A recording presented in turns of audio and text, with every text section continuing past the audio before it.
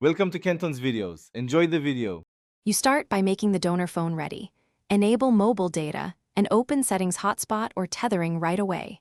Turn on the Hotspot toggle, name the network, and set a password so strangers cannot join.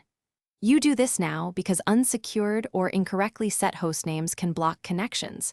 Once done, check the carrier plan for tethering or data caps. Make sure the receiving phone has Wi-Fi active and is within a few meters. This minimizes dropouts and speeds up the next step.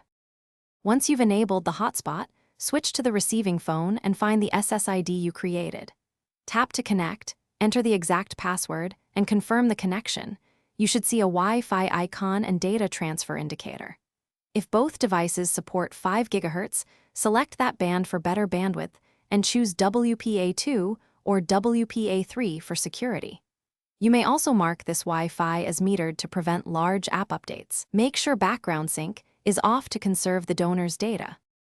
Now verify the connection by opening a browser and loading a page, or run a speed test to confirm throughput. If pages don't load, first toggle the hotspot off and on, then forget and reselect the network on the receiving phone.